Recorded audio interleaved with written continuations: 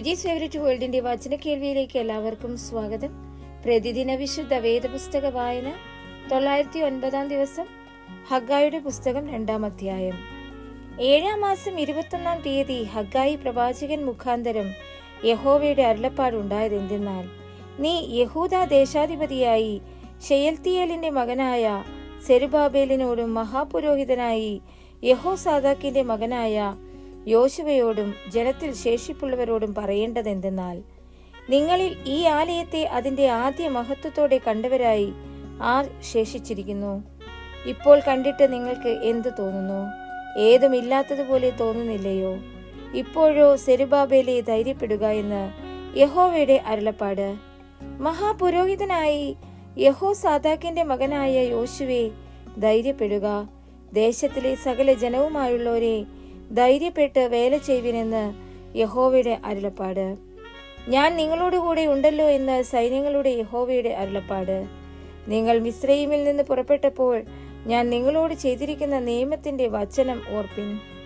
എന്റെ ആത്മാവ് നിങ്ങളുടെ ഇടയിൽ വസിക്കുന്നു, നിങ്ങൾ ഭയപ്പെടേണ്ട. സൈന്യങ്ങളുടെ യഹോവ ഇപ്രകാരം അരുളി ചെയ്യുന്നു, ഇനി കുറഞ്ഞൊന്ന് കഴിഞ്ഞിട്ട് ഞാൻ ആകാശത്തെയും ഭൂമിയെയും കടലിനെയും കരയെയും ഇളക്കും. ഞാൻ സകല ജാതികളെയും ഇളക്കും, സകല ജാതികളുടെയും മനോഹര വസ്തു വരികയും ചെയ്യും. ഞാൻ ഈ ആലയത്തെ മഹത്വപൂർണമാക്കുമെന്ന് സൈന്യങ്ങളുടെ യഹോവ അരുളി ചെയ്യുന്നു. വെള്ളി എനിക്കുള്ളത്, പൊന്നും എനിക്കുള്ളത് എന്ന് സൈന്യങ്ങളുടെ യഹോവയുടെ അരുളപ്പാട്. ഈ ആലയത്തിന്റെ പിന്നത്തെ മഹത്വം മുമ്പിലത്തേതിലും വലുതായിരിക്കുമെന്ന് സൈന്യങ്ങളുടെ യഹോവ അരുളി ചെയ്യുന്നു. ഈ സ്ഥലത്ത് ഞാൻ സമാധാനം നൽകുമെന്ന് സൈന്യങ്ങളുടെ യഹോവയുടെ അരുളപ്പാട്. ദാരിയാവേശിന്റെ 2-ാം ആണ്ട് 9-ാം മാസം 24-ാം തീയതി ഹഗ്ഗായി പ്രവാചകൻ മുഖാന്തരം യഹോവയുടെ അരുളപ്പാട് ഉണ്ടായതെന്തെന്നാൽ, സൈന്യങ്ങളുടെ യഹോവ ഇപ്രകാരം അരുളി ചെയ്യുന്നു, നിങ്ങൾ പുരോഹിതന്മാരോട് ന്യായപ്രമാണത്തെക്കുറിച്ച് ചോദിക്കേണ്ടതെന്തെന്നാൽ, ഒരുത്തൻ തന്റെ വസ്ത്രത്തിന്റെ കോന്തലയ്ക്കൽ വിശുദ്ധ മാംസം വഹിച്ച് ആ കോന്തല കൊണ്ട് അപ്പമോ പായസമോ വീഞ്ഞോ എണ്ണയോ ഏതെങ്കിലും ഒരു ഭക്ഷണ സാധനമോ തൊട്ടാൽ അത് വിശുദ്ധമാകുമോ? അതിന് പുരോഹിതന്മാർ ഇല്ല എന്ന് ഉത്തരം പറഞ്ഞു.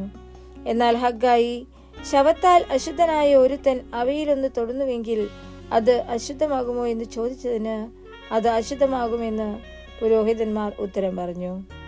അതിന് ഹഗ്ഗായി ഉത്തരം പറഞ്ഞത് എന്തെന്നാൽ, അങ്ങനെ തന്നെ ഈ ജനവും അങ്ങനെ തന്നെ ഈ ജാതിയും എന്റെ സന്നിധിയിലാകുന്നു എന്ന് യഹോവയുടെ അരുളപ്പാട്. അവരുടെ കൈകളുടെ പ്രവൃത്തിയൊക്കെയും അങ്ങനെ തന്നെ, അവർ അവിടെ അർപ്പിക്കുന്നതും അശുദ്ധം അത്രേ.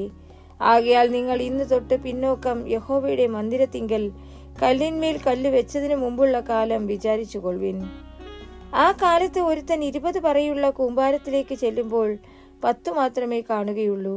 ഒരുത്തൻ 50 പാത്രം കോരുവാൻ ചക്കാലയിൽ ചെല്ലുമ്പോൾ 20 മാത്രമേ കാണുകയുള്ളൂ.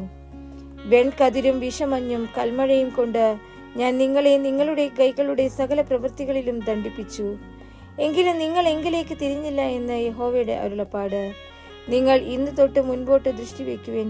9-ാം മാസം 24-ാം തീയതി മുതൽ യഹോവയുടെ മന്ദിരത്തിന് അടിസ്ഥാനമിട്ട ദിവസം തുടങ്ങിയുള്ള കാലത്തിൽ തന്നെ ദൃഷ്ടി വെക്കുവിൻ. വിത്ത് ഇനിയും കളപ്പുരയിൽ കിടക്കുന്നുവോ? മുന്തിരിവള്ളിയും അത്തിവൃക്ഷവും മാതളവും ഒലിവുമരവും കായ്ക്കുന്നില്ലയോ? ഇന്നു മുതൽ ഞാൻ നിങ്ങളെ അനുഗ്രഹിക്കും. 24-ാം തീയതി യഹോവയുടെ അരുളപ്പാട് 2-ാം പ്രാവശ്യം ഹഗ്ഗായിക്കുണ്ടായതെന്തെന്നാൽ, നീ യഹൂദ ദേശാധിപതിയായ സെരുബാബേലിനോട് പറയേണ്ടത്, ഞാൻ ആകാശത്തെയും ഭൂമിയെയും ഇളക്കും. ഞാൻ രാജ്യങ്ങളുടെ സിംഹാസനം മറിച്ചിടും. രാജ്യങ്ങളുടെ ബലം നശിപ്പിച്ചു കളയും. ഞാൻ രഥത്തെയും അതിൽ കയറി ഓടിക്കുന്നവരെയും മറിച്ചു കളയും. കുതിരകളും പുറത്തു കയറി ഓടിക്കുന്നവരും ഓരോരുത്തൻ താന്റെ സഹോദരന്റെ വാളിനാൽ വീഴും.